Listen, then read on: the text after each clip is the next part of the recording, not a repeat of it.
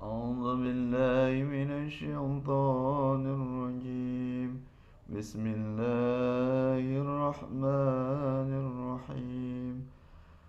شهر رمضان الذي أنزل فيه القرآن هدى للناس وبينات من الهدى والفرقان، فمن شهد منكم الشهر فليصمه، ومن كان مريضا أو على سفر فعدة من أيام أخر، يريد الله بكم اليسر ولا يريد بكم العسر، ولتكملوا العدة ولتكبروا الله على ما هداكم ولعلكم تشكرون. صدق الله العظيم. Assalamualaikum warahmatullahi wabarakatuh. Pemirsa yang dirahmati Allah Subhanahu wa taala, mudah-mudahan kita senantiasa dalam perlindungannya, senantiasa diberikan rahmat, diberikan hidayah, diberikan rezeki yang melimpah, serta diberikan kesehatan lahir dan batin. Amin ya rabbal alamin. Kita tahu bahwasanya Al-Quran itu diturunkan dengan dua cara atau dua tahap. Tahap yang pertama, Al-Quran diturunkan atau dinuzulkan secara sekaligus atau secara langsung, yang dibawa oleh malaikat dari Lauhil Mahfud menuju ke Baitul Izzah atau langit dunia, yang kemudian di dalam Al-Quran direkam dalam surat Al-Qadar. A'udzubillahi minasyaitonirrajim. Bismillahirrahmanirrahim. Inna anzalna fi lailatul qadr wa ma adraka ma lailatul qadr. Lailatul qadri khairum min alfi syahr. Tanazzalul malaikatu war-ruhu fiha bi rabbihim min kulli amr. Salamun hiya hatta matla'il fajr. Shadaqallahul azim. Jadi Al-Quran diturunkan sekaligus, bukan dalam bentuk mushaf, itu pada malam Qadar atau malam kemuliaan.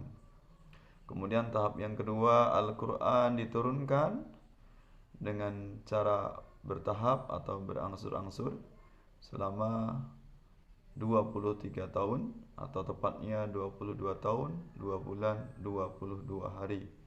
Yang permulaannya yaitu diturunkan pada bulan Ramadan, tanggal 17 Ramadan, yang ayatnya saya baca tadi di awal sebagai dalil. Al-Quran diturunkan permulaannya di bulan Ramadan.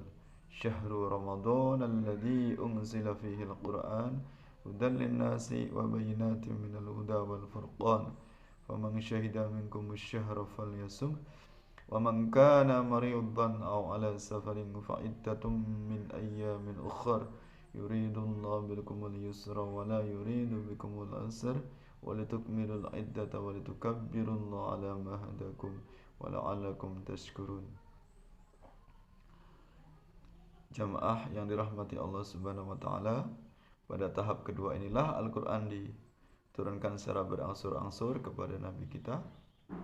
Ya, turun dari Baitul Izzah atau langit dunia, ya, menuju ke alam semesta atau ke bumi. Kita tahu Al-Quran itu merekam 3 pokok atau 3 hal yang dikaji dalam Al-Quran, diantaranya akidah, kemudian syariah, kemudian yang ketiga adalah akhlak.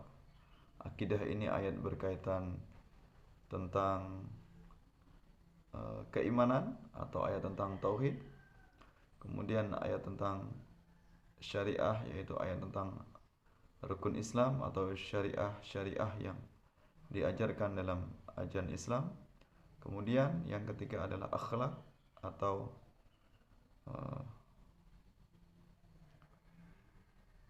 kepribadian sebagai seorang muslim. 3 inilah yang kemudian dalam Islam disebut dengan konsep iman, Islam, dan ihsan.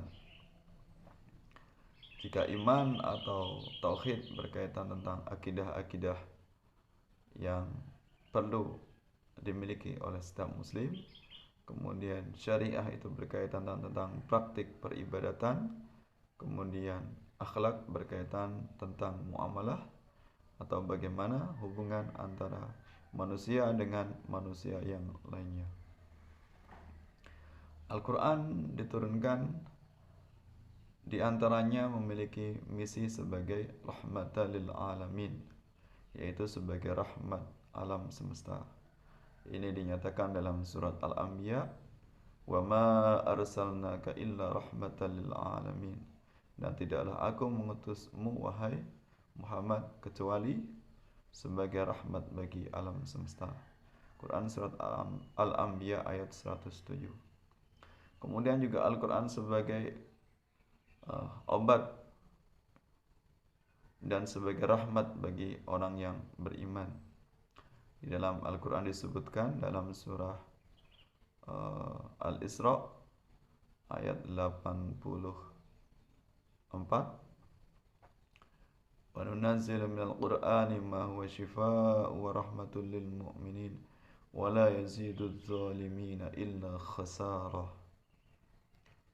Dan kami telah menurunkan Al-Quran wa syifa'un linnas, sebagai obat bagi manusia,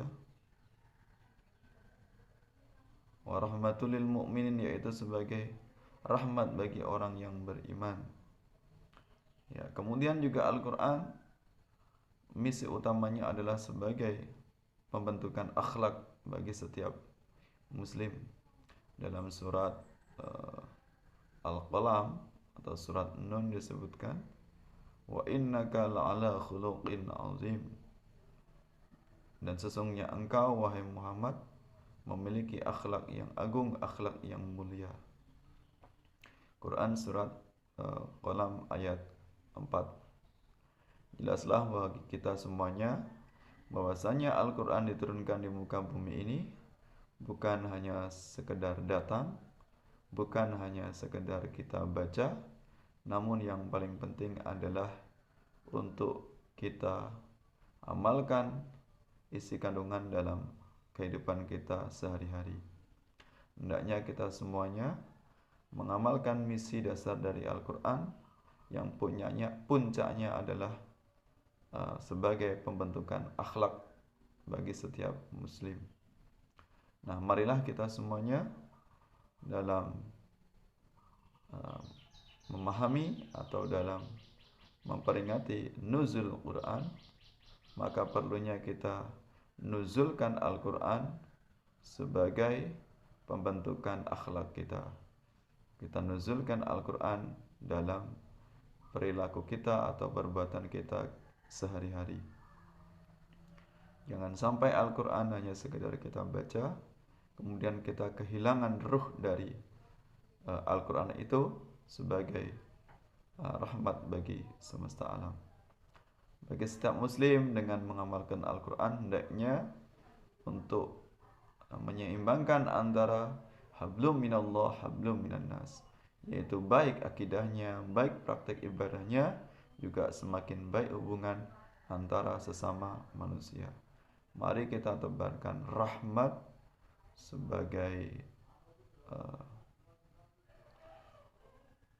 misi perdamaian untuk kita semuanya.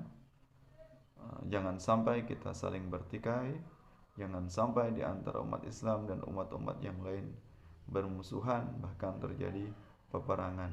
Hendaknya kita bisa menangkap dari pesan dasar Al-Quran, pesan universal Al-Quran, yaitu hendaknya umat Islam senantiasa menebar rahmat ke seluruh penjuru dunia, memberi rahmat kepada seluruh makhluk, memberi rahmat kepada seluruh pemeluk agama tanpa membedakan apapun identitasnya.